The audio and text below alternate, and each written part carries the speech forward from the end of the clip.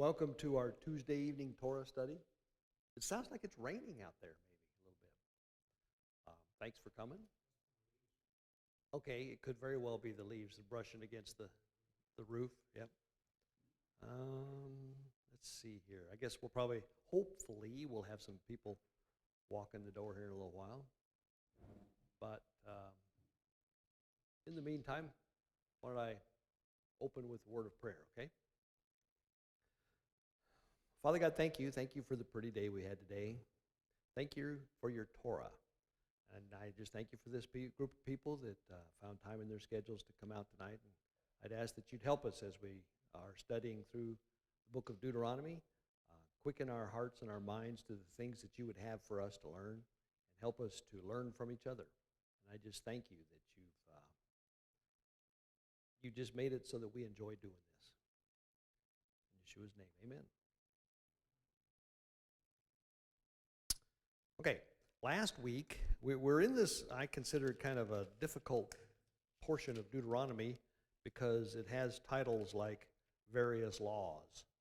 And so it seems to go from one to the other, but we always seem to be able to find something to talk about.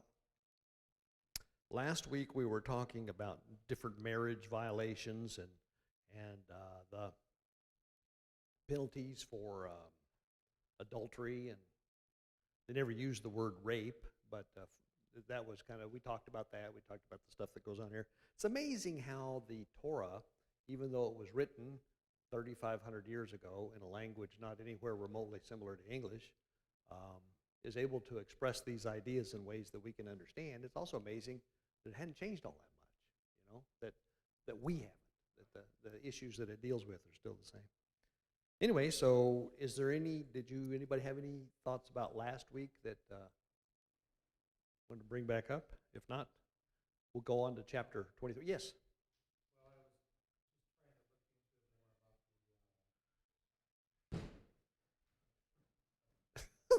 more about Just can't get good help anymore, right?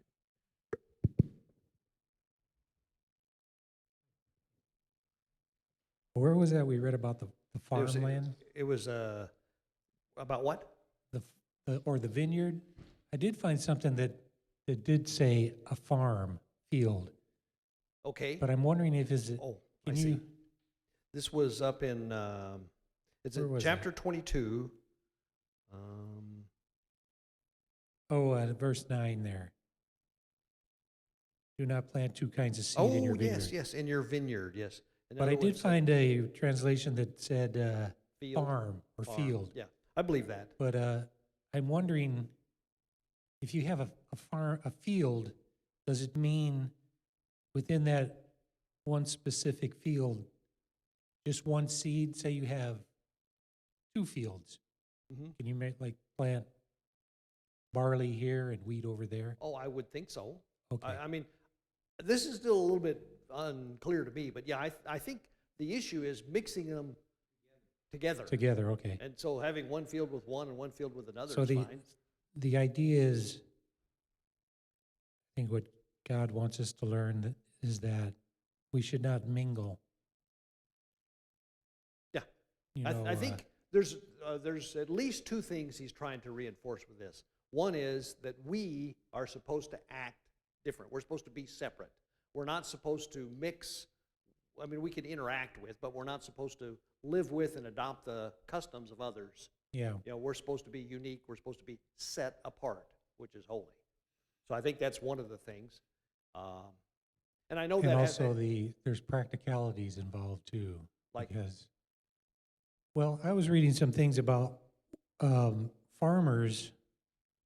They've learned that this is actually a good idea. Mm-hmm. Because when you mix the seed, you actually get an inferior grade. Mm-hmm. And I was reading something, but I don't know if we've come across the fruit trees yet, where you're not supposed to, wait a few years until you harvest your fruit. Yep. You don't get fruit off of it for 4 years. Yeah. And then that first year that you do, it's the first fruits to God. Mm-hmm. And then after that, you can eat all the fruit you want. Yeah. But they found that stuff like that has a practical value. Sure. Because the fruit in those first few years isn't any good anyways. Yeah. It hasn't matured. But the tree hasn't matured. Mature, Yeah, yeah. yeah. There's another one that I've often, I learned about this a long time ago, was the Shemitah, the sabbatical year. Every seventh year, you're supposed to Right. plant no crops. That's real good for the land too. And the farmers learned about that. The hard way. Yeah, but I mean, that was a kind of a practice that was not particularly common in medieval Europe, but as the state of the art of agriculture grew, they found out that if they would let a field sit idle for one in so many years, that it improved its productivity over the long run. You could just wear it out. You know that's true. If you plant the same thing over and over again. As a matter of fact, that's what we do now, but we just fertilize the heck out of it, so we just don't care. I mean, yeah. John? So I thought this was about field that was dedicated to Yah as far as mixing. That was kind of my takeaway. Okay. Because in my study of permaculture and this mob grazing, they're strong advocates of having many seeds, many types of plants, at least out on the pasture. Yeah. But I would Maybe that's different than this. The reason I could make a good argument for that being different, because if pasture is not a crop, really. A pasture is what is what animals graze on. So Yeah. the crop What is the What do animal. they call that? They call it I don't know, but you're right. Yeah, so I think you could make a good argument for that's not what they're talking about here. And not only that, but the stuff that grows naturally is very diverse, right? It's not like the natural thing is to have a whole field of one thing. You get a lot of different stuff growing naturally in a Right. field. Mike?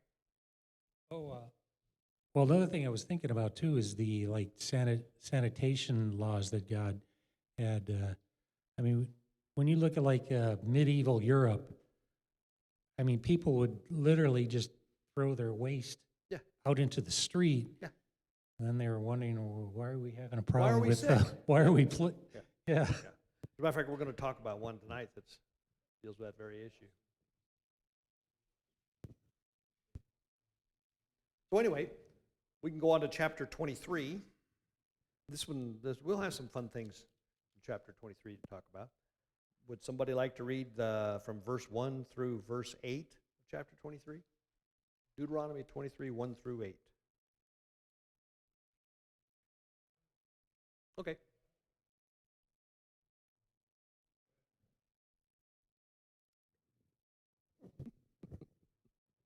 What, 1 through 8. 1 through 8, yeah. No one who has been emasculated by crushing or cutting may enter the assembly of the Lord. No one born of a forbidden marriage, nor any of his descendants may enter the assembly of the Lord, even down to the 10th generation. No Ammonite or Moabite or any of his descendants may enter the assembly of the Lord, even down to the 10th generation. For they did not come to meet you with bread and water on your way when you came out of Egypt, and they hired Balaam, son of Beor, from Pethor in Aram Naharaim, to pronounce a curse on you.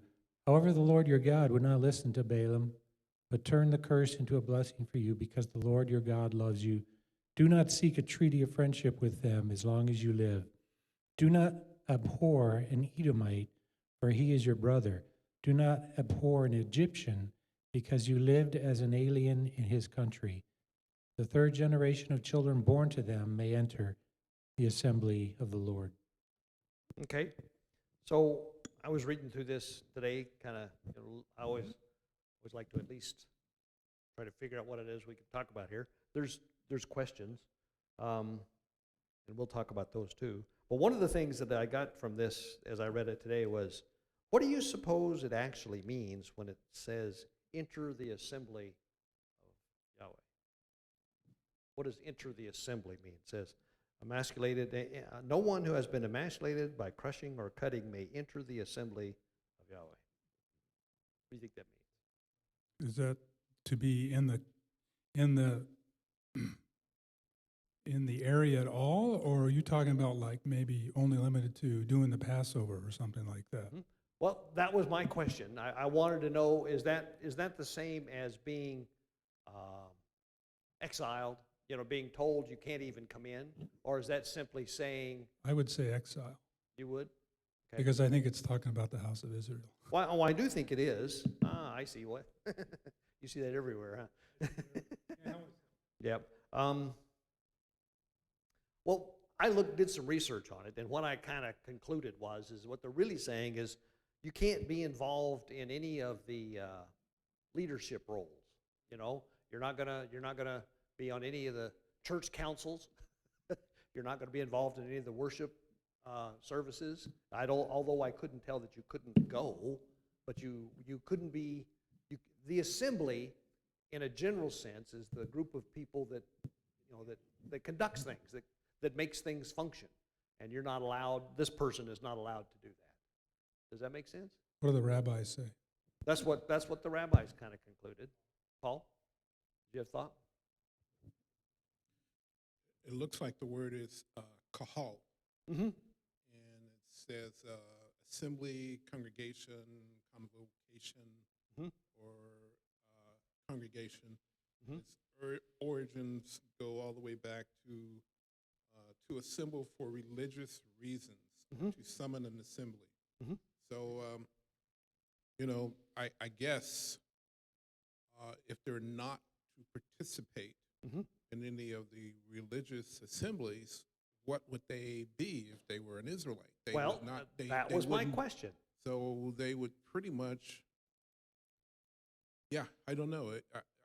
I would imagine that they would not be able to participate in much at all. Well, they might not be able to participate in much in terms of the religious activities, but they could get up in the morning and go off and buy a loaf of bread and work in the yard and do stuff like that. They could exist. They can live with the people. They just can't. They're not allowed to be involved in the religious ceremonies or in the running of the society. Mark, you have something? Yeah, I was just going to say this is the Septuagint uses the word ecclesia, which is where we get the word church from. Yep. So, yeah. So I guess the reason I wanted to say that is because to me, and maybe I'm wrong about this, I don't think it's saying you're excommunicated and you can't even come into the city. I think what it's saying is you can't be a part of any of the ruling bodies or any of the governing things that we do.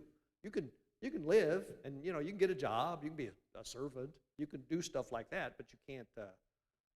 You're not allowed to aspire to greater things. What do you think? I'm just going to dovetail off of ecclesia. Mm-hmm. That is found more times in the Old Testament than is in the New Testament. No kidding. Yet, that's a Brad Scott or Bill Cloud research. Okay. And so the rub there is, the church is a new thing. Well, if the ecclesia is just a translation, or church is just a translation for ecclesia, it's found more times in the Old Testament than the New Testament. Well, and it always means the assembly, right? It's the Yeah, I think it's synonymous, interchangeable with synagogue. yeah. I don't know why Jews, they sometimes name it their assembly a kahal, Yeah. but mostly it's a synagogue. I don't know why. But anyway, the reason I thought that was important is because now we can go and talk about some of these other questions. Why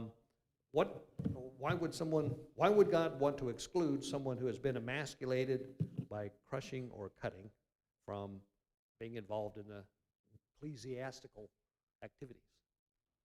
Well, I guess it assumes you have no children. Beg your pardon? It assumes you have no children. Yeah, I'm assuming that. So therefore you have no, quote, skin in the game. It could be. Could be. I can see where you're coming from on that. Well, I mean, I guess it doesn't mean that you're not a wise person, but I don't know. Mm-hmm. How do you become that position? How do you get in that situation? Is it something that was just an accident? It sounds like it, but if you That's a good point. if you became a what do they call them? A what? No, a eunuch? Eunuch. Yep.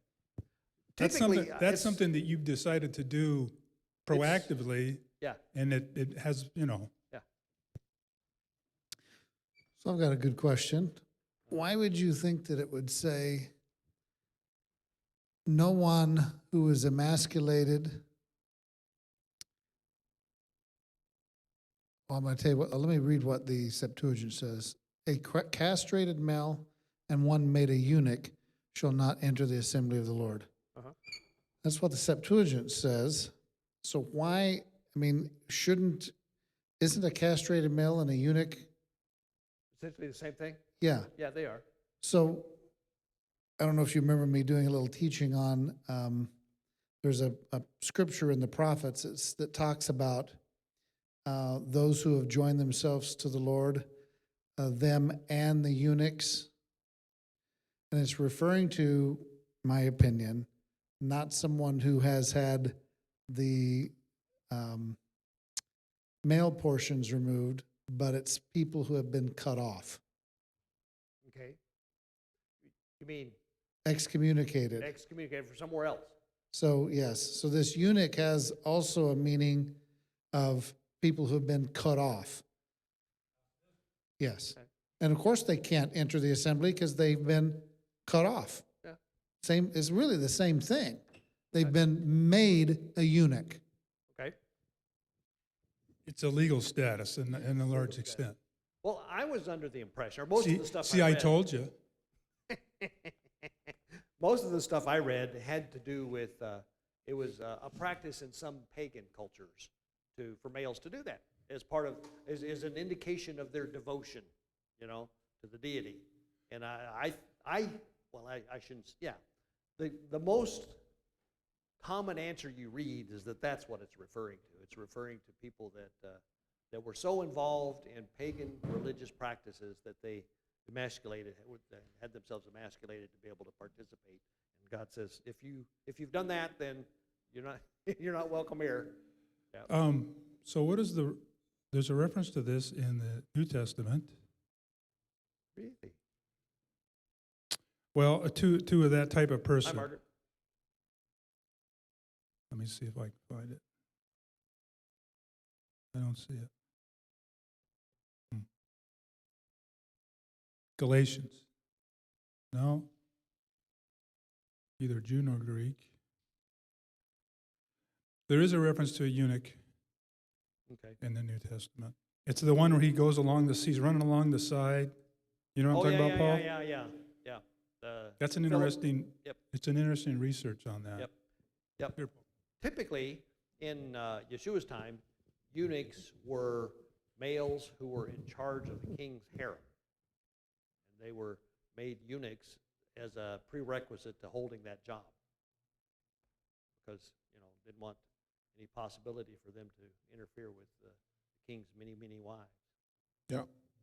I haven't done any research on this, and somewhere in the back of my mind from 1,000 years ago, seems like I remember that there were two types of eunuchs that could be. One who took a vow, chastity or celibacy vow. Okay. So they were made a eunuch by vow, not by cutting off. Okay. And then others who actually did a physical cutting off. Now, I don't know if I could dig that up, but that was just something. It could be. From prior knowledge. According to what Mark was saying, and I remember the Septuagint, it talks about cutting or crushing. So it wouldn't occur with the vow. But that actually kind of makes sense because you could disavow. Well, maybe it'll be cleared up by this next one. It says, no one born of a forbidden marriage nor any of his descendants may enter the assembly, even down to the 10th generation. So what do you suppose a forbidden marriage might be? Well, it's interesting that's the question. Mm-hmm. It's about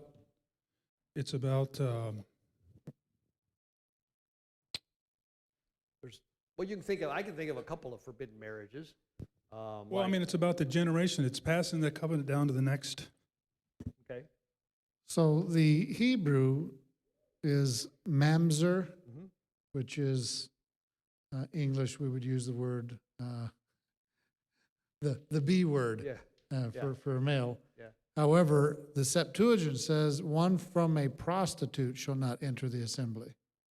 Okay. I think what both of them are meaning here is one that's not from a covenant relationship. world would have a hard time with that, but that's really what it That's what it says. Yeah, it's, Acts 8, what does Acts 8 say? about the eunuch. Oh, that's the one about the Philip and the chariot and all that stuff. Yep. The other use of the mamzer, it says, born of a Jewish father and a heathen mother, or Yep. vice versa. Yep. So it would be one that was, Well, a marriage that was not allowed. yeah.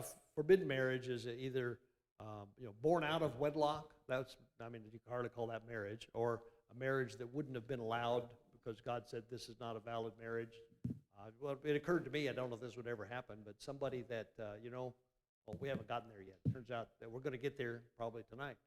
If a divorced woman ends up getting a divorce or becoming a widow with her second husband, she's not allowed to marry her first husband again. That's an example of a forbidden marriage. So it's just whatever God says is not allowable in terms of a marriage, I think. But certainly, Can I, yeah. so Acts 8:27, I'll just start there. And he arose and went, and behold, a man of Ethiopia, a eunuch of great authority under Candace, queen of the Ethiopians, who had the charge of all her treasure and had come to Jerusalem to worship, was returning and sitting in his chariot, read Isaiah the prophet. Okay. So that's the conversion of this guy. He was from Ethiopia, and one of the apostles told him about Yeshua, and he converted. The fact, 34 says, and the eunuch answered Philip and said, I pray thee, of whom speaketh the prophet this, of himself or of some other man? And Philip opened his mouth and began at the same scripture and preached unto him Yeshua. I'm curious what the Isaiah reference was. me too. I think the fact that he was a eunuch may not have a lot of importance to the story, although there's nothing that's not important in the Bible, so I don't want to go very far with that one. Well, anyway, there's a couple of examples of people that aren't allowed into the assembly. And then it goes on in verse 3, talks about no Ammonite or Moabite of any of his descendants may enter the assembly of Yahweh, even down to the 10th generation. And it goes on and tells them why. Why weren't Ammonites or Moabites allowed in? Because the Were they part Ammonites... of the Canaanites? The Amorites were Canaanites? Well, yeah, but it was because they didn't help the Israelites on their journey. Oh. The Ammonites and the Moabites were the ones that didn't give them any help. As a matter of fact, the Moabites were the ones that hired Balaam. That's what it says here. The ones that Moabites hired Balaam to come and curse them. So, but it occurred to me just reading this, where are the descendants of Ammon and Moab from? Some Lot guy. Lot. It was Lot sleeping with his daughters, which is another example of a forbidden marriage, right? So far, that's all fairly consistent. So that's kind of a perverted relation, kind of. It is a It perverted is, and relationship. whenever I was listing off a couple of the forbidden marriages, I forgot to list off children through the marriage of a father with his daughters, which is what Moab and Ammon were. Anyway, just something there. Again, it goes on, he says, do not seek a treaty of friendship with them as long as you live. Then it goes on in verse 7, and it says, don't abhor an Edomite, for he is your brother. So why would Edomites, which lived right beside the Moabites and the Ammonites, why would they be different? Well, first of all, they're literally the twin brother of Jacob. Mm-hmm. I think that's all. Yeah. What's that? I think that's everything, but go ahead. No, when they made them an offer, hey, let's cross your land. We'll pay you for anything we take. They said, it's our land. Take a hike. Yeah. So but they didn't go to war. The other ones did, and the other ones, the Edomites never did any. They didn't conspire with a rent-a-prophet or anything like that. Yep. Okay. That's fair. That's fair. But they didn't help him either. So I guess That's true, but if that's a you- big difference. Yeah, There's a but- big difference between, I'm not going to be your friend and I'm going to be your enemy. Yeah, that's a good point. That's a good point. I, But there's also the relationship thing. Like you say, Jacob and Esau were brothers. Right. Jacob and Moab and Ammon weren't anything. and the reason Jacob got in trouble was because he didn't deal with his relationship with Esau correctly. Okay, I'll buy that. Then it goes on and says, don't abhor an Edomite, and do not abhor an Egyptian, because you lived as an alien in his country. Now, that's an interesting one. This is several times we've run into that, don't do, or where God uses the excuse because you were an alien in their country, you lived in their country. There's several times we've run into that. So this is interesting. But what was the problem? Was it those darn Egyptians? Or was it you let yourself become an Egyptian? That's a good point. Right? Yeah. My argument all along was, after the famine was over, why are you still there? Yeah. Why didn't you do a 180 and go back to your promised land 400 years prior to all this stuff going down? Yeah. Or 200, whatever it is. Yep. Yep. Well, we wouldn't have a Moses, but we okay, we did. We wouldn't have graduated from the school of hard knocks. But, Yeah. if Yeah. we're smart, we don't do those things. Well, yeah, and there's only about a gazillion places we can find where that's the case, but that's good. I like that. So, anything else about on this section on exclusion from the assembly? Doesn't it talk about the Amalekites, or is that coming up? Nope, that's coming up. All right, the next one, my little subheading is uncleanness in the camp. I kind of like this one. Would someone like to read verse 9 through 14? Verses 9 through 14. Who's going to do that? Follow There we me. go. Turn around, and you can have the microphone. Oh, other way, other way. When you go out and camp against your enemies, you shall keep yourself from every evil thing. If there is among you any man who is not clean by reason of that which happens to him by night, then shall he go outside of the camp. He shall not come within the camp. But it shall be, when evening comes, he shall bathe himself in water. When the sun is down, he shall come within the camp. You shall have a place also outside of the camp where you go, relieve yourself. You shall have a brow among your weapons. It shall be, when you relieve yourself, you shall dig with it. Or is that a trowel? You shall dig with it, and shall turn back and cover your excrement. For Jehovah your God walks in the middle of your camp to deliver you, and to give up your enemies before you. Therefore your camp shall be holy, that he may not see an unclean thing in you and turn away from you. I find this one kind of fascinating. First of all, starting up at the beginning, it's what's the title of the section, if you will? That's not scriptural at all, but it says uncleanness in the camp. So this is pointing out that when you're camped out, it says when you're encamped against your enemies, you need to keep your camp clean, because I need to be there with you. Basically, I'll summarize it. I need to be there with you, and I don't want to walk around and poop. So keep your camp clean. And then he's got two items of what you need to do that, right?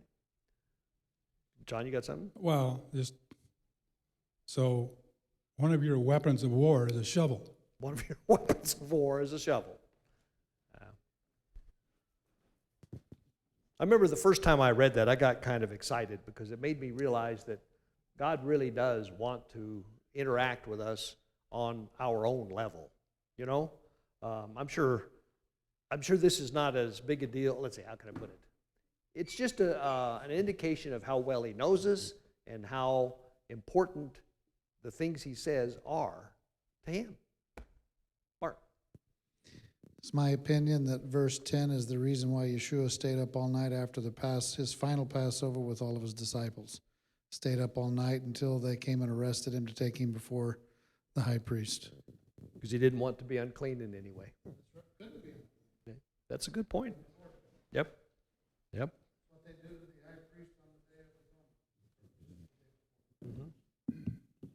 Okay, that's good. And then the digging, as you were mentioning earlier, the digging a hole and covering up your excrement is something that you should do, not only because God tells you to, because, like I say, he doesn't want to step in it, but also because it's healthy. It's the right thing to do from a sanitation point of view, right? Yep. Yep. Yep. I remember everybody's seen an army shovel, the thing, a little folds back, you know? So I don't know. I find that pretty interesting. Yeah. Mm-hmm. Sure.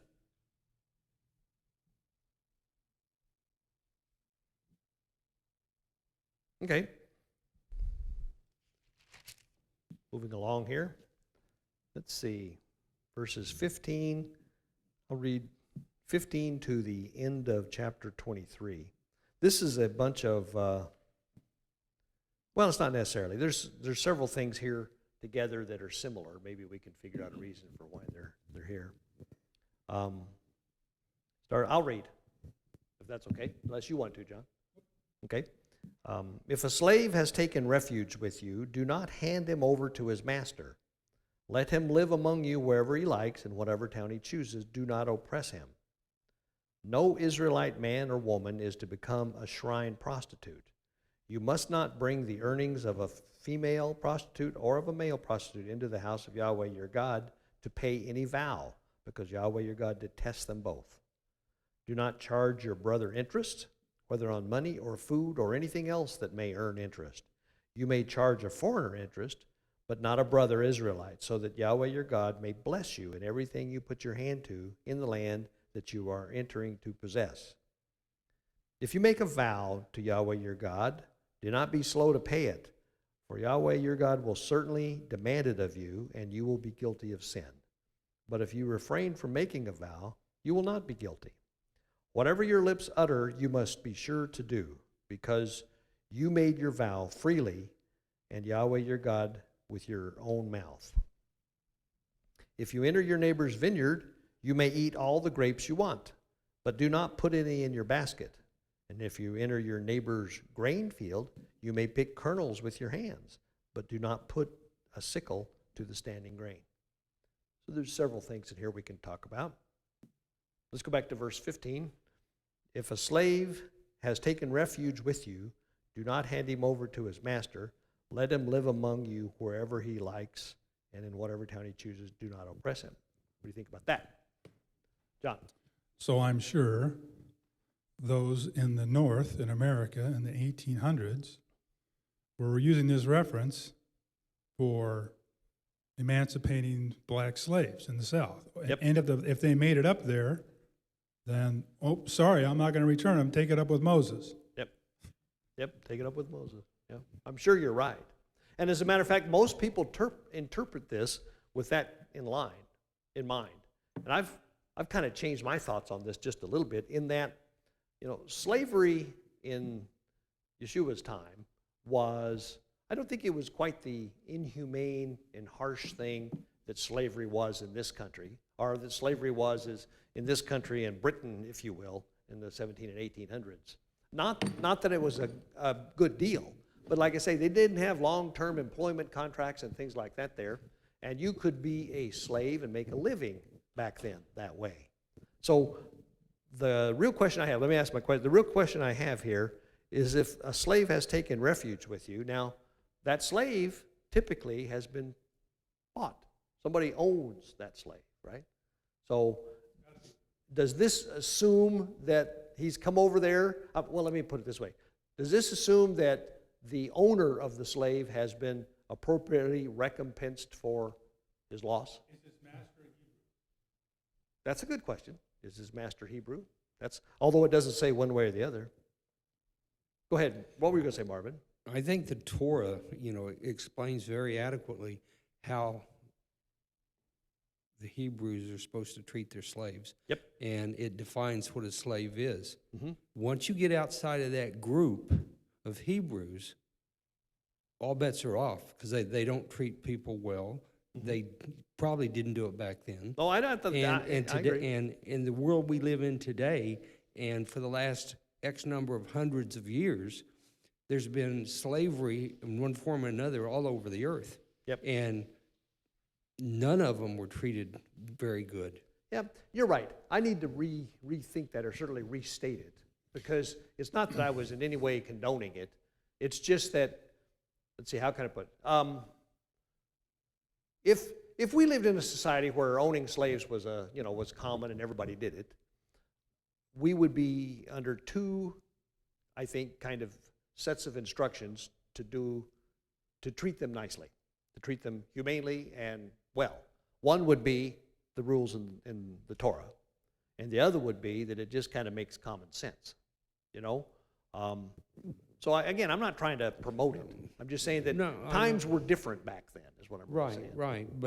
But the Hebrews didn't own their slaves. No, that's right. You know, they voluntarily did it, or they were working off a debt or something to that effect. Yeah. But in the rest of the world, they were treated as an asset to be owned, and that's where the problem came into being. Well, yeah. And, and they were mistreated, and everybody mistreated everybody else outside this group we're talking about. Yeah. And so I don't think, with your comment a minute ago about the U.S. and England, I think it's the whole world except for the people following Torah. I picked them out because of the particular time in history that existed. But you're exactly right. John? Well, again, we need to be careful about a bondservant and someone participating in involuntary servitude are two different things. That's very true. One's a very valid true. contract, and one shows that the other person has no respect, has no rights at all. Yeah. I think as we've looked at this before, we see a lot I'm not sure what the word is, but a lot of times it's the same word that's translated servant as translated slave. Eved, yeah. Yeah. And so you got to kind of be careful, because the thing is because of our recent history, the word slave means something, means something. So It may or may not be different, but it means we give it a more modern meaning. But let me make another comment about you, Marvin, for just a second. If I'm not mistaken, Hebrews, Israelites, could own slaves, but they couldn't be other Hebrews. They would be from the population of the nations around, because it's talked about that two or three war times. booty. War booty. Big pardon? War booty. Yeah, war booty. But in any case, they're also told to treat their slaves well. So, regardless. Yeah, it's interesting because we're looking at cultural nuances and differences throughout the globe, throughout the span of history. And even in Roman culture and some other cultures, a person could be a debtor and sell themselves into servitude. Servitude, yep. And then they could work their way out. You had servitude in England. You had servitude throughout history.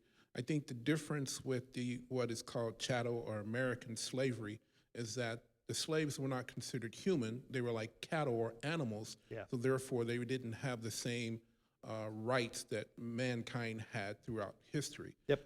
Even the Babylonians might have taken slaves as servants in war, and they would attain a certain, they could have certain rights and privileges. Yeah. So, the Ebed or Ebed is completely different because it means servant. Yeah. And you mentioned that the Hebrews could not be servants. I thought they could sell themselves They can. into servitude. Yeah. Well, it was our problem with the imprecise use of the word slave and servant. Yeah. Is really what it is because, and that's usually when I end up talking about these things, we end up being, confused because we're not using the correct term. Right. And I don't know what the correct term is, Yeah. but slavery means something to somebody that it doesn't mean to somebody else. But let me go, the real reason I was entering all of this was to point out that let me give you the following scenario. Some slave,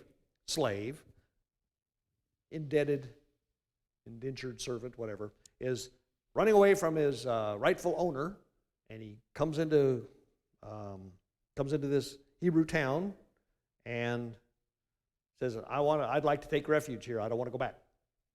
Now, does the town person go up to this guy who owns him and says, "Sorry, he's here. Tough luck. Bye." Yeah, it depends on what escape means. Is he escaping the brutality of his master? Is he escaping the responsibility of his covenant with his master? If it's one thing, if it's the first thing, then okay, fine. We will treat you as our place as a place of sanctuary. But otherwise, we're not going to allow you to just not honor your contracts with Yeah. your master if it's a valid Yeah, contract. because from the owner's point of view, he's been robbed, right? Right. So the point I wanted to make with all of this, the reason I even brought it up, was I think that in this is implied that the payment for this guy that wants to take refuge has been made. Well, that would solve the problem. Yeah, so the master comes and says, "My slave, who I bought and paid for, has come here and you've given him refuge. And I demand compensation. Here I you go. demand compensation." So it's either here's your 20 pieces of silver or here's your servant, Right. one of the two. Right. So I guess I just wanted to make the point that I think that's implied in that. That makes sense. You can disagree. Oh, I really don't know. I mean, I'm looking at Hebrew words here, and it says you should not, if he should, deliver, rescue, save, tear oneself away. So if he escaped, it says you must not wrong him, and he shall dwell with you. Mhm. It doesn't give us the option that if his master came looking for him, I mean, you're going to treat this slave well, but if his master came to declare and say he still has a debt that he has to pay and return, then I think that's another issue. Well, that It's could be. basically saying that It you could be. should not wrong with him. He shall dwell with you. It may not mean that you go All right. hunt down his master and find out where he came from, catch him, take him back, drag him back. But he's there. He's here. He can dwell. But don't wrong him. Yep, I find that to be an okay. Don't know. Yep, that's probably as well. That's probably true as well. So Paul, you're saying that in verse 15, thou shalt not deliver unto his master. That assumes you're saying that we're not supposed to go look for the master, but if the master comes looking for him, that's not what this. It's not applicable here. What's that? Okay, I can live with that. I guess the thing I was trying to say is that it's not the case that if you're trying to escape from your master, you purposely look to go find some Israelite town so you can run to and claim refuge, and then you go no, home free. I don't think it is that. I think it is a big deal that you left. There's something wrong there. Yes. Yeah. Well, I tell you, the perfect example of this is Eleazar, Abraham's servant, right? Yeah, it doesn't seem to give specifics as to what is going on exactly, but I would agree with Paul that if you don't know, then you shouldn't go looking. You shouldn't bring it to the law and say, look, this slave showed up. I don't know where he's from or who he is or whatever. But I guess if the master showed up and he had a reasonable complaint, Well, like I say, I think that's a whole different issue. Yeah, but I think John's point is good. You've got my servant. He's my property. I demand compensation. Now, the compensation can be return him to me or pay me. It's just like the ox. If you find your neighbor's ox, you don't know whose it is. Yeah. I'm- Yeah. Forgive me for That's comparing. Not bad. That's not bad. Yeah. Forgive me for comparing. Servant to an ox, but well, yeah. but it's a question of property rights. Yeah. Yeah. Right. Yeah. All right. I don't know. These things are interesting. Did you have something, Paul? I mean, right here it doesn't really say if this slave was a foreigner No. or not. It does not. And so I don't even know if I doubt if there's a different treatment for the foreigner as there is for the Israelite, but, it honestly doesn't separate that No, out. it doesn't. There is some difference, but that's neither here nor there. The point I was really trying to make is that even though it doesn't say it, I believe there is implied fairness on the part of whoever owned the servant. I mean, you can't just tell him, sorry, you're out of luck, buddy, because that wouldn't be consistent with the rest of the rules that God's made. You know, I don't know exactly how Well, they're now- going to handle now, it. 50 of my servants escaped, and I'm in the tribe right next door to you, Uh-huh. and you know that they're my servants. Yeah. And so they run over into your city. Wow, look at all and the free then labor you're I gonna got. say, hey, Yeah. okay, now, so, you know, it's one of those things that is like, how did they escape? How did they go? Yeah. And if they're already, I mean, we're part of the same family. Yeah, it's one of those things that, okay, like, wait a minute. This one has 2 years to pay. This one has, you know, Yeah. 3 years to pay. This one, 1 year. Yeah. And they all sold themselves to debt, into debt to me to get out of debt, and now they're gone. Yeah. Yeah. Yeah, So, like I said, the you guy, know, he has so- a legitimate claim. Yeah. Yeah. Okay. Can I just say Margaret, you one- have something? Just one more thing. It seems like there's a good mixture of mercy and justice. If the master comes out of his way to go find him, you have to you have to be judicial about it. Yeah. Yeah. And on the other hand, you're not supposed to oppress him, Yeah. the servant, when he's in your presence. Yeah. That's the main point I was trying to make, is just, I think here there's a certain amount of hospitality that's involved, where in those days, and there's various stories about when it was nightfall, somebody usually took care of Mhm. whoever was in the area. And so it seems like that's what it is, because it seems like even the servant here has a choice of which gate, and one of the gates that he likes best. So he had a choice as to where to be, and not only that, but you had an obligation to be hospitable to him and not oppress him. Yeah. I think that was one of the wrongs in Sodom and Gomorrah. It wasn't just homosexuality, but it was that they were abusing the. Yeah, it was what's the word?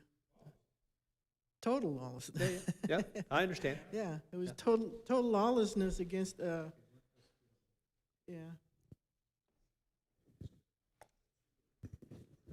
Jerry, I'm hung up on in my version of it, it says, "Thou shalt not deliver."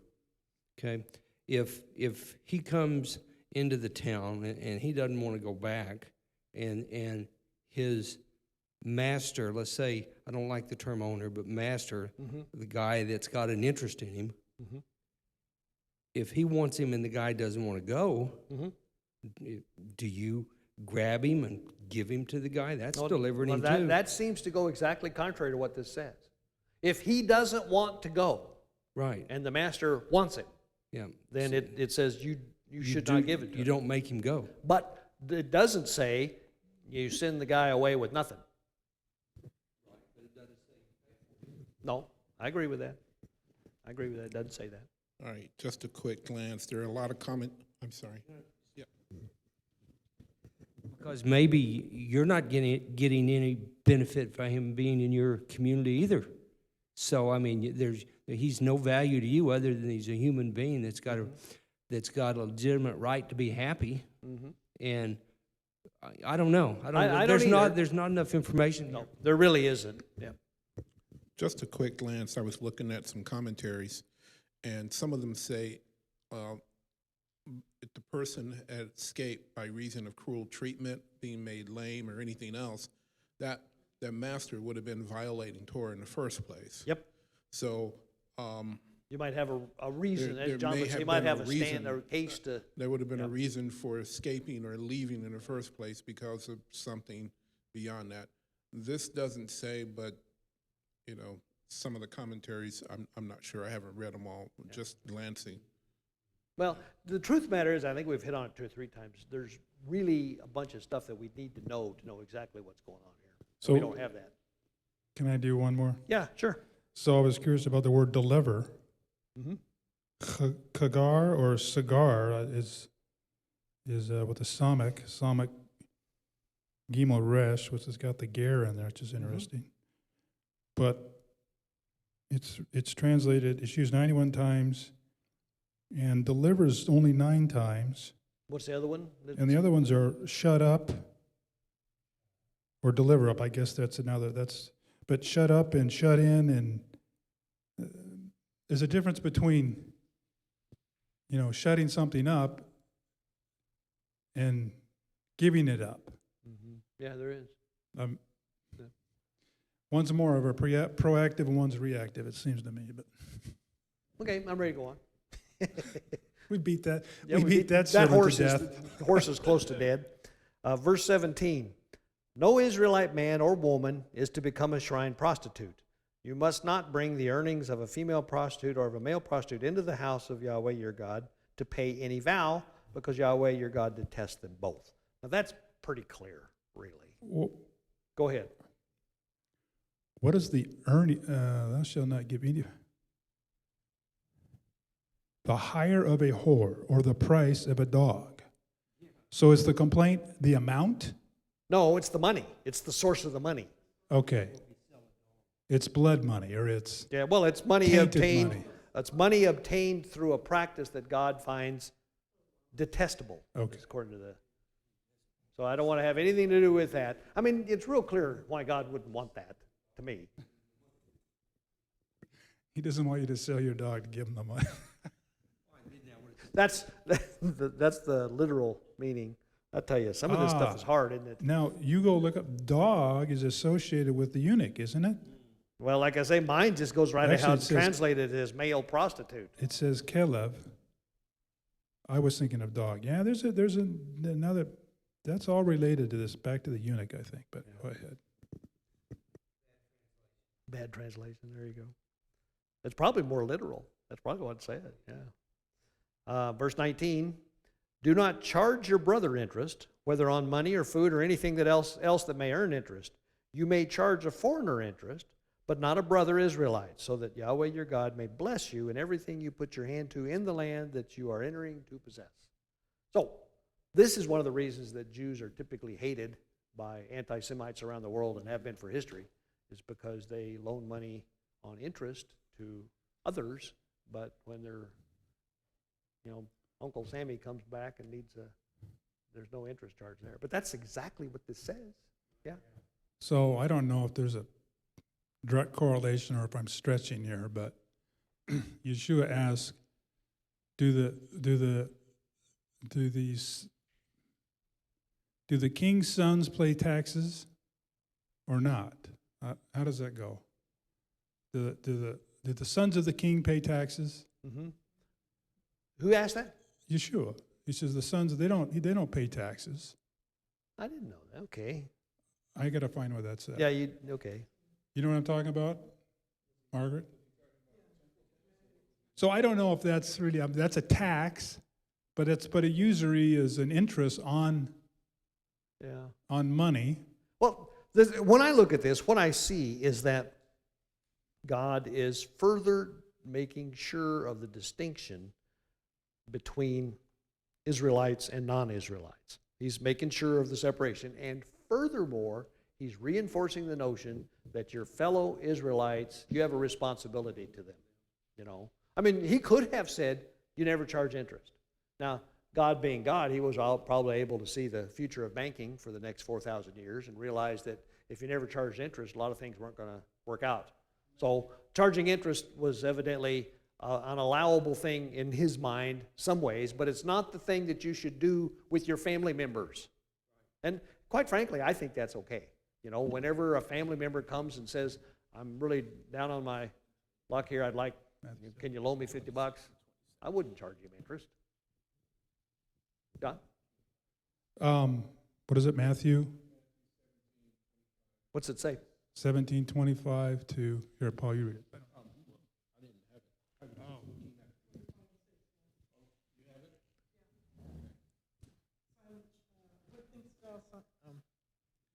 This is Matthew 17:25. He said, yes, and when he was come to the house, Yeshua spake to him, saying, what thinkest thou, Simon? Of whom do kings of the earth take custom or tribute? of their own children or of strangers. Peter said unto him, Of strangers. Yeshua said unto him, Then are the children free. And notwithstanding, lest we should offend them, go to the sea and cast a hook and take up the fish that first comes up. And when thou hast opened his mouth, thou shalt find a piece of money. That take and give unto them for me and thee. All right. It's funny on that because Peter opened his mouth and said, well, yes, my master pays taxes, doop-de-doop. You know, he just walked his servant right into the... Walked you right into it, yeah. So, what was I going to say? I usually have a lot to say, but I'm Yeah. dumbfounded right now. Welcome to my world. Yeah, moving right along. Oh, I know what it is. I've often thought of this. When you have a family and you have a family of unbelievers, How do you do I that? don't think it applies to unbelieving Yeah. members of the that- if you're yeah, I- an unbeliever, you know. Yeah, I hadn't thought It's about like, that. but hey, that makes he can good go to the sense. bank, Yeah. you know. Whereas a believing brother or sister, then I think you're required, not only that, but after the Well- after the 7 years, you're required to also Let it go. let it Yeah. go. Yeah. Well, you know, but I could take a little bit of issue at because it goes on to say, you may charge your foreigner an interest, but not your brother, so that Yahweh your God may bless you in everything you put your hand to in the land you are entering to possess. In other words, you're not doing this, you're not only doing this because I told you to, you're doing this because in doing this, you're going to receive a blessing. And in general, I find that, you know, if you're not so grabby and more accessible, you know, more generous, for lack of a better term, it tends to come back on you. John? Well, in the John Marcion School of Thought, Milton Friedman is an honorable rabbi Okay. for saying this one thing: there's no free lunch. There's no free lunch. There's no free lunch for the people who are not members of the children of Israel. You know, there are privileges for being a member. Yep. There's duties and responsibilities that go with it. Yep. So it's not free. Well, you know, So- yeah, I agree with that. And the thing about there is no free lunch, to me, is the attitude behind it. Right. Because the free lunch ends up being looked at as an entitlement. An entitlement. Yeah, you know, I'm entitled to this free lunch, when the truth of the matter is somebody paid Always for that pays. lunch. Always pays. Right. Yeah. So I think that's really what's going on So, there. you know, as a member of Living Messiah, a Torah-gated community, if you will, Yeah. the privilege is you have no interest on money that you borrow. Yeah. It's just part of the bennies. Yeah. Yeah. The responsibility is that you realize that everybody, we're all in this together, and we all have our part to play. Yeah. Yeah. Then you got the parable where the lady asked Joshua for healing, and Yeshua came back to her and told her, "Not meant for you. Yeah, you're not Not meant for you." But then her comeback, you know, even the dogs eat the scraps, and Yeah. so it's like, okay, well, you he still honored have it. to be charitable. Yeah. So one thing is charity, and another is business. That's fine, yeah. I happen to have a monkey wrench that I can throw in here. Uh-oh. Now, the one in Matthew 17:24-7, what kind of tax was he talking about? Because it reads the temple tax. Oh, really? This was, well, There was only one well, temple. no, yeah, it's right? talking about here, it says, after Jesus and his disciples arrived in Capernaum, the collectors of the 2 drachma tax came to Peter and asked, "Does your teacher pay the temple tax?" And then he proceeds to say, yes, he does. And then he says, you know, later on, he says, "What do you think, Simon?" So now, there's a difference that I don't know whose image was on the temple tax. When he was asked about the tax, he says, "Whose image is on it?" And they said, "Caesar's. Render the things to Caesar's and to God to God's." That's the question. I'm not familiar with the temple tax, really. What the And- currency was used? and, I'm not you either. know, was that something that was started back with Solomon and David and so on? That was a tax for I don't know. I don't either. Maybe that's a question. I'm looking over at Mark, and he's smiling like, wait, what? My complaint to Peter was, just ask the question, which tax are you referring? Put the burden on him to explain why I'm liable for this tax. I haven't looked at the passage, but I would be interested to see what the Hebrew word is. If it's only found in the Brit, then we can look at the Greek, take it back to the Hebrew. But when you look at the Tanakh, there's 3 different tithes. Sometimes it was called a tax, but it's 3 different tithes that the people paid throughout the years that they were going on about their business. 3 different types of tithes. Most our Sunday brothers only hear about the 1 tithe, but God required more than just the 10%. So yeah, there was a lot more than that. But yeah, I would say whenever the image of Caesar went on it, it went from God's gold, because he says all the gold is mine. It went from God's to someone else's because they put an image on it. Once the image goes on it, it's no longer, until it's ground into dust again, it's theirs. So, but God created the gold, so all of that's his until man puts his image on it. So, and this is the connection, I think, between the tax and the interest. We,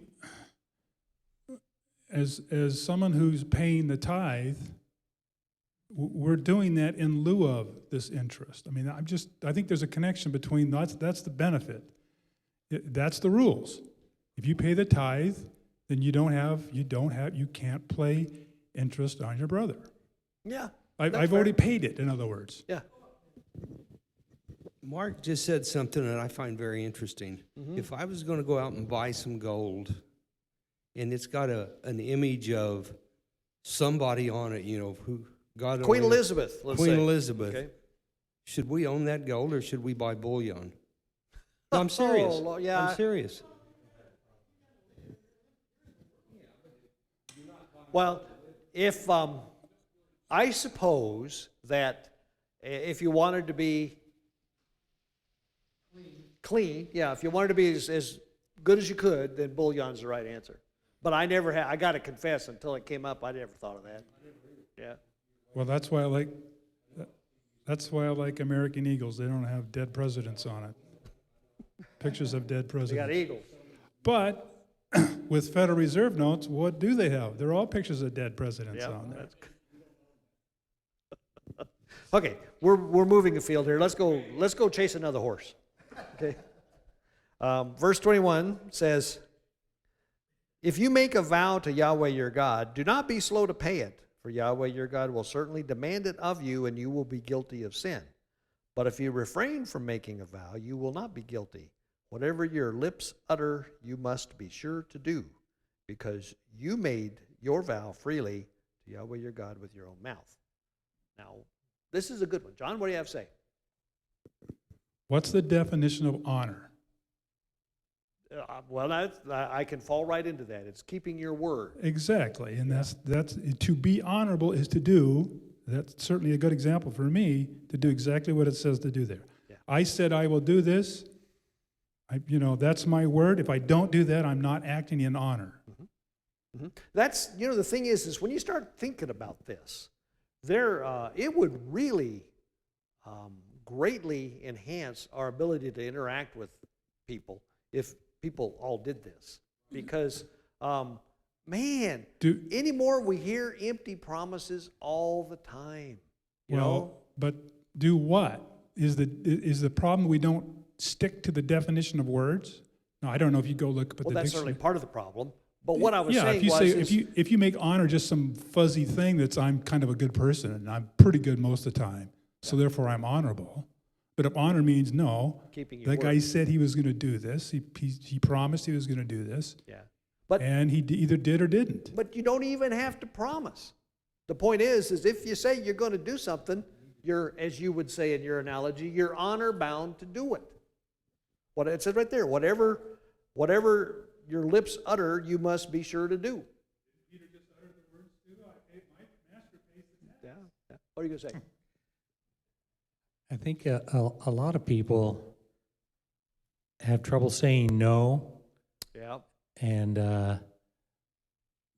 this is saying, there's nothing wrong with saying no. In fact, it's better to say no than say yes and not follow through. Well, yep. I'm glad you say that. There's 2 or 3 things that I've begun to think about. First of Amen. all, you really ought to think twice before you commit to doing something that you're not sure you'll be able to do, right? I mean, because that falls into this category.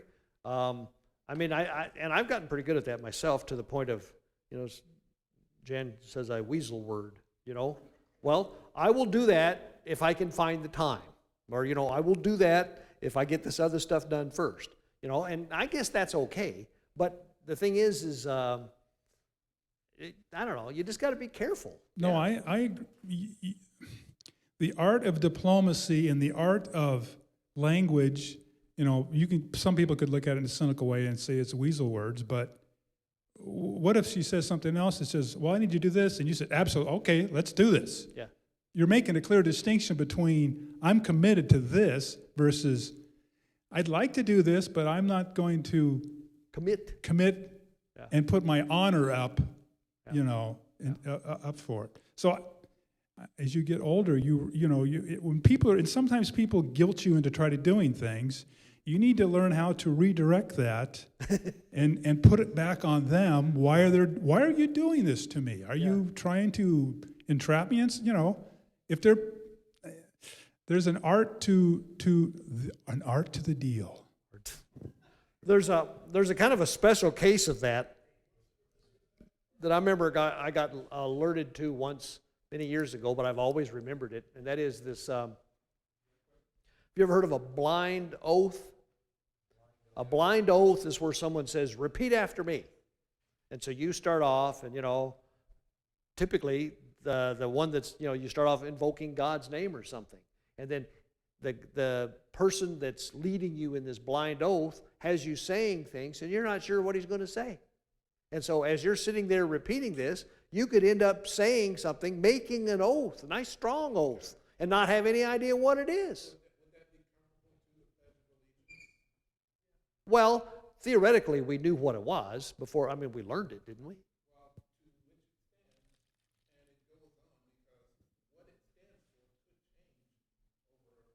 Well, okay, yeah. Well, okay, that's true. I don't think that's quite the blind oath that I was referring to, but that's still a fair point. It's just a different. Yeah. I have a question about making oaths. Somebody told me, like when you go to, like if you're in court and they say, do you swear to tell the whole truth, blah, blah, blah, so help you God, that you shouldn't say that. You shouldn't You swear. shouldn't even say that. You can affirm. Yeah, I've heard that too, and I kind of understand where that's coming from. But that brings up But the if other you example. swear to tell the truth, if you just tell the truth, what's the difference? Well, it's the truth, the whole truth, and nothing but the truth. Yeah, as you see it. Yeah, as you see it. Yeah. Oh, that's your truth. My truth is different. No, but I mean, if you Depends on what the definition of the word is. But I was kind of put on the spot when somebody said this to me, and it's like, well, if that were to happen, I've never had to swear in a courtroom, but if I did, had I done it and said yes, wouldn't that be considered sin? Because I consented to swear to God that I would tell the whole truth. Well, if you then didn't do it, yeah. But if you made an oath and kept the oath, that's not sin. To tell the truth. Yeah, Yeah. no, that's not sin. But the point, I think the point That is seems this. like that's a vow that you make to God. Yeah, but you told the truth. If you kept it, what does it say? It says, do not be slow to pay it.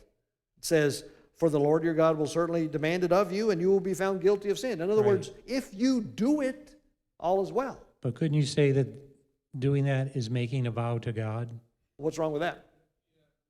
in a sense? I guess it's the terminology that's, why do they term it that in that manner? You know what I mean? No, I'm talking about our court of law. okay.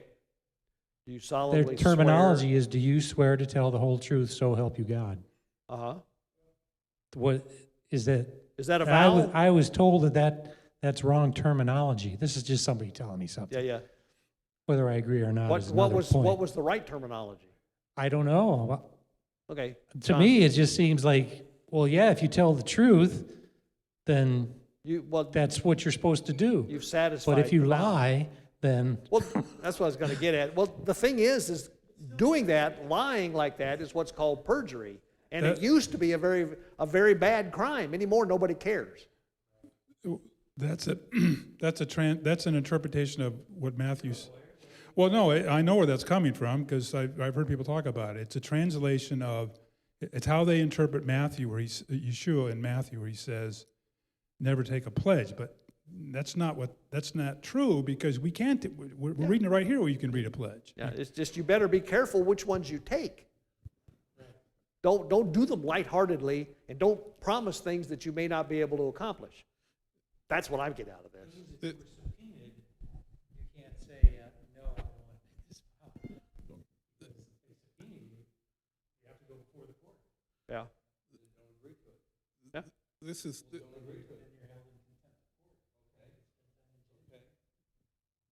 this is, this is where we get lost in the weeds of words. Yeah, and yeah, yeah. We semantics. really are lost in the Be- weeds. Because when you start thinking of, you make a vow, okay? This is something that you're going to pledge to God. This is something that you're going to give, or the Hebrew word there is a vow, a votive offering, a promise to God, or something like that, all right? Swearing in, or to swear to by something, your yes should mean yes and your no means no. So it's kind of like you can get back to that. It's like, because if you are following Torah, your yes is going to mean yes and your no is going to mean no anyway. Yes. Anything in excess of that is what? Yeah. Well, So, and that's so now when we start looking, I think you start drilling down in the semantics.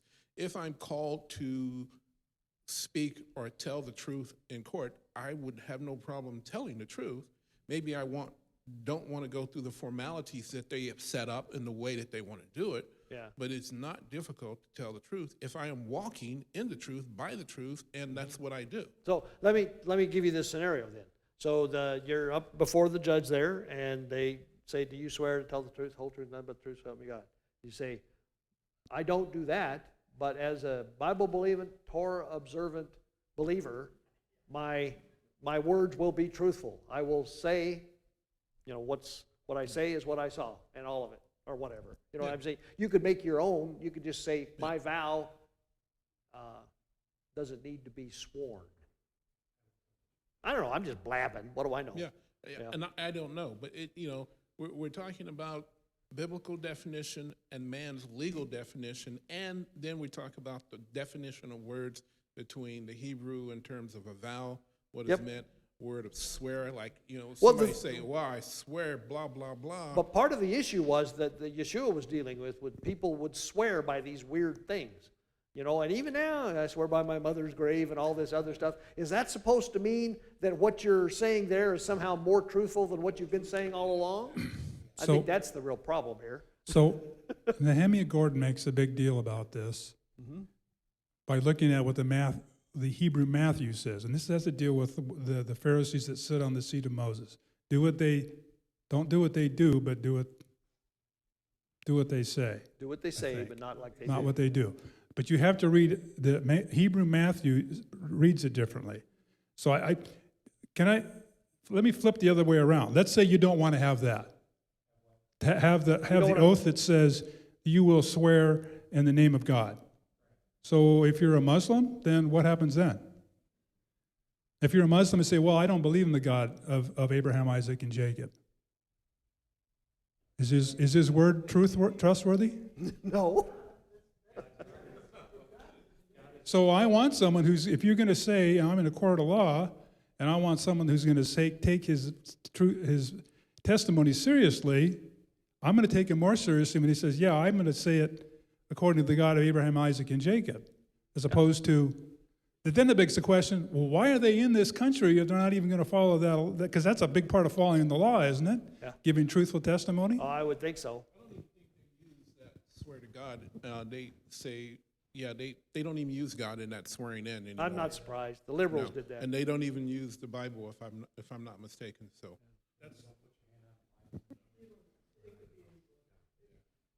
Yeah, but that's not the way it used to be. No, I know. We've watered it down. Yep, that's okay. Okay, another horse bites the dust here. Verse 24. If you enter your neighbor's vineyard, you may eat all the grapes you want, but do not put any in your basket. And if you enter your neighbor's grain field, you may pick kernels with your hands, but you must not put a sickle to the standing grain. So this is great. This is about a thing they call gleaning. So my 50 servants that escaped earlier in my story are in your field. Yep. And they're eating all that they can eat. Yep. Yep. Well, the distinction here is the word gleaning versus harvesting. Yes. Harvesting is stealing the guy's property. Yeah. Gleaning is not. And God, this is not the first time we've read this. This is about the third or fourth time we've read this. And what is the definition of gleaning? Gleaning is picking up the things that the harvester didn't Missed. pick up. Yeah. So this is before the owner. It's So after. gleaning is after. Gleaning is afterward. Okay. Well, this is not necessarily gleaning, but gleaning, the term gleaning is afterwards. Yeah. What this says, though, is You harvest when the fruit's ripe. I mean, that's when people would want the fruit to Yeah. begin with. yeah, that's true. But it also talks about what the harvesters miss, and don't pick to the corners of your field. Don't go back over the Don't go second back, time. right. So and the thing is the way I like to think about it is if you have this mindset of, man, I want every last grape. I don't want to miss a grape. It says something about your attitude. Whereas if you say, man, look, that's a great harvest. Let's just, go through there, get everything you can get, and be done with it. Yeah. I think here we have buffet limits. You can only eat so much. This is not an all-you-can-eat thing. Yeah. Well, You can eat as much as you can, but no takeouts. there you go, no takeout. Yeah, that's it. That's the law that we have that corresponds to this today. When you go to the buffet, the all-you-can-eat place, the sign that says no takeouts. So what does this enable? And it enables a welfare system. Well, You have a way to feed the poor. Go out in the field and go get it. it enables a welfare system that is not administered by the federal government, Yeah. right? It's a welfare system that belongs to the people. That's supposed to be our job. Yeah, it's supposed to be our job. Here. I think it was back then when it was just a farm. You didn't have the restaurants on the Yeah. roadsides. Yeah. So if you got hungry, you ate. If you were walking Well, wherever you went, it was just something that was done Yes. by everybody. Yes. You can eat. Yeah. You can And- eat, but just don't haul it all off. Yeah, and in your example about the 50 soldiers, I mean, I could see the farmer there kind of gritting his teeth. And what he's looking for, boy, if I see anybody with a basket, they're dead meat, Don't put that in your pocket. Yeah, You better eat it or leave yeah, it. yeah. Because, I mean, and that's not so bad. That seems like a reasonable place to draw the line, I think. Well, so if you do that, Yahweh will bless your land more, so Yeah. you'll get more. Is that possible? Yeah, oh, absolutely. It's what it says here, I think. Doesn't really say that, but it said it in the previous paragraph. Okay, you guys are fun. Let's see. Well, it's the end of a chapter, but I don't want to quit quite yet, so we might as well start the next one. We won't go very far because this is. Oh, this will be a good one. We can get off onto some interesting things that John will enjoy. Chapter 24. Let's read through verse 5. Want me to read? Yeah, chapter 24, the beginning through verse 5. When a man hath taken a wife and married her, and it came to pass that she find no favor in his eyes, because he hath found some uncleanliness in her, then let him write her a bill of divorcement, and give it unto her hand, and send her out of his house. And when she is departed out of his house, she may go and be another man's wife. And if the later husband hate her, and write her a bill of divorcement, and give it into her hand, and sendeth her out of his house, or if the latter husband die, which took her to be his wife, verse 4, her former husband, which sent her away, may not take her again to be his wife. After that, she is defiled, for that is the abomination before Yahweh, and thou shalt not cause the land to sin, which Yahweh thy Elohim given thee for an inheritance. Verse 5. Well, we can talk about that one. Yeah, let's just talk about that one because verse 5 is a little different. It's not as important. That'll be a good one. We'll have a good time with that, right? So what's the situation? This is one of the ones I just tried to describe earlier as a forbidden marriage. It's only, so it'd be, the question is the remarriage. Yes. And so the question is, can a couple remarry again? They can if she hasn't consummated the marriage with somebody else. Yeah. That's what I get out. That's exactly what I get out of When that. she does that, there's no going back. Yeah, when she does that, there's no going back. But she could marry yet a third husband. Oh, yeah, no, that's Yeah. not a problem. Yeah. She better have a bill of divorce Yeah. or a death Yeah. certificate. Yeah. The way mine reads is it says, if a man marries a woman who becomes displeasing to him because he finds something indecent about her. Now, yours was a little vague too, but it talked about uncleanness. So, but in any case, the idea is, and this is one of the things that I think that, we all read about that Yeshua was dealing with, is he writes her a certificate of divorce, gives it to her, and sends her from his house. In other words, the eggs were burned today. Here's your divorce. Get out of here. That kind of seems that way, right? Well, yeah. Now you can, but this goes back to the law of the jealous husband. Mm-hmm. Where's the law of the jealous wife? It doesn't exist. Yeah. So you can say that's unfair or whatever, but the point here, it's in harmony with that. That it relates to that, I think. Yeah. But he has to give her a bill of divorce. Otherwise, she's in legal limbo where she can't. Yeah. There's a question as to whether or not who she's married to, and who is her covering. More importantly, That's a good point.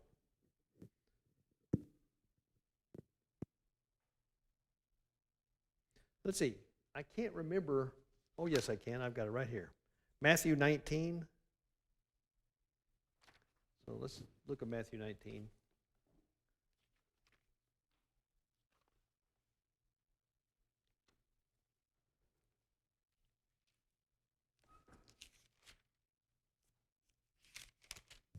what verse?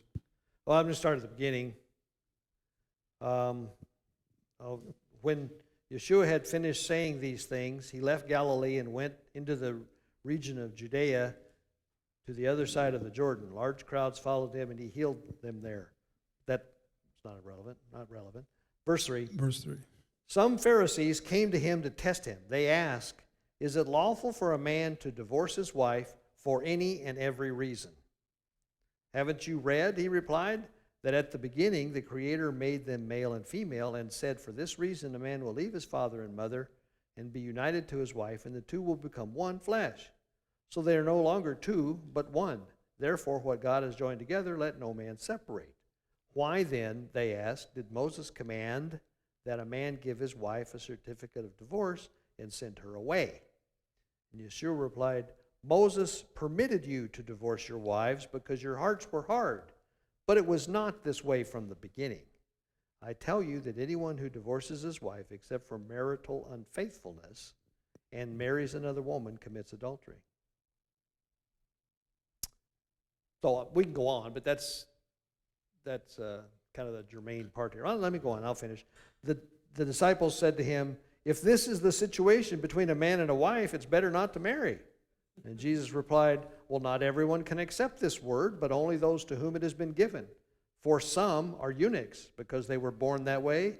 Others were made that way by men, and others have renounced marriage because of the kingdom of heaven.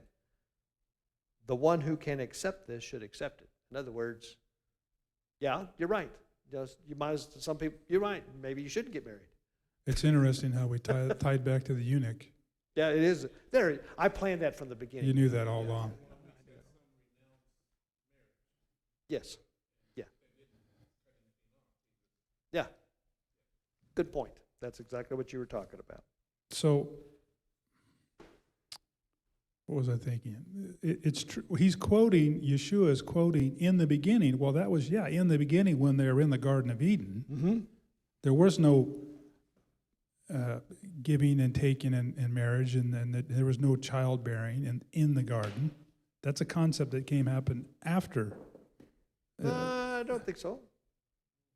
I think the man leaving his, it's before the fall. No. I'm not saying they weren't, but I guess there's a difference between childbearing, and that's what the point I was making. Okay. We had a comment first?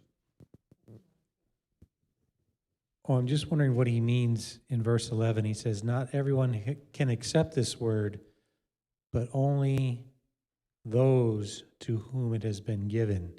Does that mean us? Uh-huh. What he's basically saying is, he says, well, the question was, well, heck, then you might as well not get married, kind of was the question. And Yeshua says, well, for some people, that's true. That's what I get him saying there. He says, yeah, for some people, they probably shouldn't get married. And then it goes on to talk about it. He says, one of the reasons is he renounces marriage because of the kingdom of heaven. In other words, if God has told you that you shouldn't be married, then that's what you should do. Renounce marriage. There's a footnote on that says those who have made themselves eunuchs. Well, yeah, but renouncing marriage. well, that's okay. That was to me okay. What he But said. anyways, I was just wondering about his comment about those to whom it has been given. So In other words, if God is leading you to not marry and to devote yourself entirely to service to Him, right. that's what I think that's referring Okay, to. because the world does, I'm sure it does, has a problem with this concept. Yeah. Yeah. So that's basically what he's talking Well, about. yeah, I guess, Kinda? I've often thought about that. I mean, that's okay. Really? No, I hear it. I hear it. Okay, You don't hear it? being married puts you on a track in life that is much different than the one that you'd be on if you never married. It's that simple, because the way God defined marriage to be, the becoming one flesh, your lives become intertwined, and it's different, obviously. But I mean, it's really different. Whereas if you felt like, I'm kind of winging it here, but if you felt like God was calling you to devote your entire life to Him completely from now on, wherever now is, and not to get married, then I think that's what He's referring to. That's my opinion. John? So, a critic of Yeshua might say he's adding, and bear with me here, verse 8. And he said unto them, Moses, because of your hardness of your hearts, suffered you to put away your wives, but from the beginning it was not so. So, and then maybe I don't know what the verse is, but Yeshua or Messiah just says, this is the rules. Yeah. He doesn't add any commentary like, because of the hardness of your heart. No. Yeshua is kind of adding that or implying that in there. Yeah, well, I think what he's saying, God's perfect plan doesn't include divorce. But you guys can't quite seem to come to grips with that, so he created divorce for your hard-heartedness.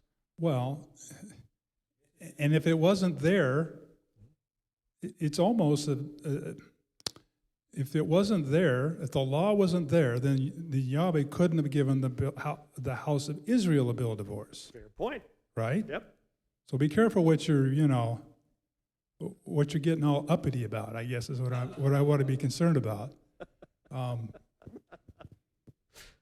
got a comment. This is fun. You guys. I'm not uppity. Are you finishing up? Yes. So I had just had some news.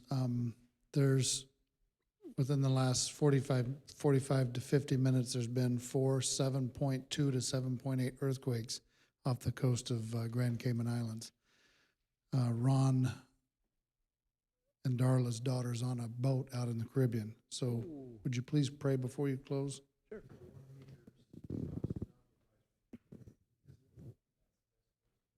Okay. Okay. I'll pray, and then we'll close, all right? Father God, thank you for the evening. Thank you for your Torah. Thank you for our spirited discussion. Help us to learn what we need to learn.